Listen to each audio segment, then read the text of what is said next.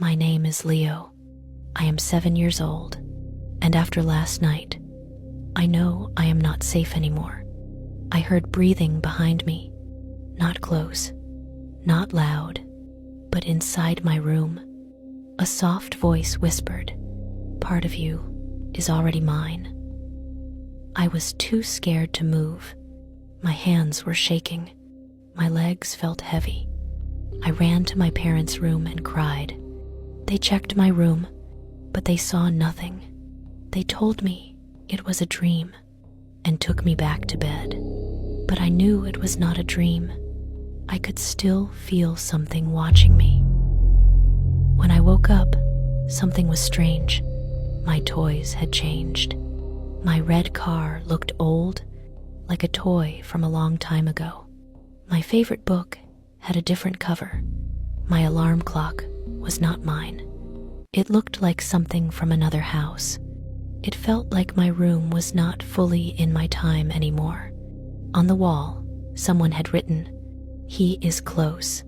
The letters were small, shaky, like a message from a child. I felt cold inside my chest. That night, I heard a voice again, but this time, it came from downstairs. "Leo, can you hear me?" It was Anna. I followed the voice to the basement door. My parents were sleeping. The house was dark. I opened the door slowly. The stairs looked normal, then old, then normal again, as if time was changing every second. "Anna?" I said. No answer, only the sound of a clock ticking somewhere in the dark basement. Tick, tick, tick. Too slow, too deep, like a clock from another year. I closed the door fast. My whole body was shaking. Back in my room, I looked in the big mirror on my wall, but the mirror didn't show the real me. It showed a different version of me, a boy who looked older, maybe 9 or 10. His hair was a little longer. His eyes looked tired. He lifted his hand and pointed at me. "Don't stay here at 312, he said. "You will disappear like them." I blinked. The mirror cracked, and the older version of me vanished. I ran away from the mirror. Later that night, I saw movement near my door. The boy from the other house, the boy who disappeared long ago, stood in the hallway. He didn't look angry. He looked sad. "It chose me," he said softly. "It chose Anna, and now it wants you." I asked, "What is it?" He pointed to the corner of my room, a small crack in the wall. Inside the crack, I could see another place. The old version of the empty house. Warm lights, old furniture, shadows moving inside. The boy whispered, "That is where we fell."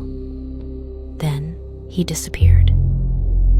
The clock in my room hit 312. Everything changed. My walls flickered between old and new. My toys changed shape again and again. The floor under my feet felt soft, then hard, then soft again. The crack in the wall opened wider. Through the opening, I could see Anna.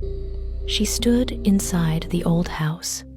She reached toward me and shouted, "Leo, don't move."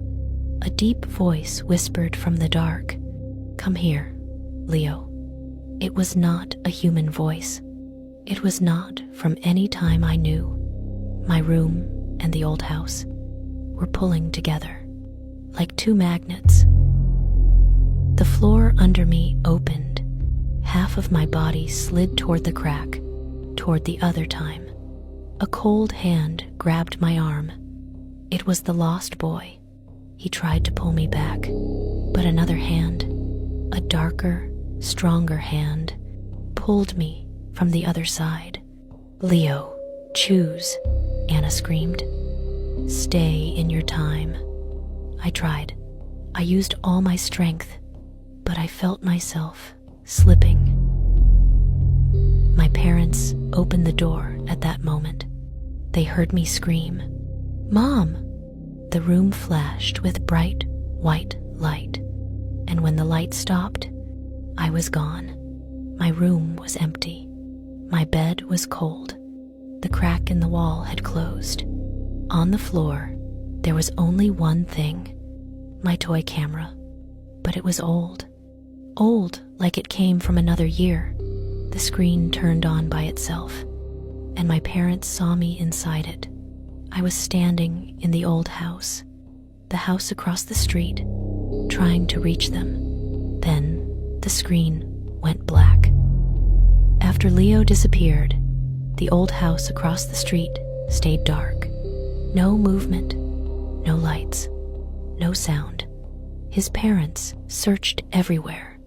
They cried, called his name, checked every room, but Leo was gone. The police came. Neighbors came. Everyone asked the same question. Where is the boy? No one had the answer.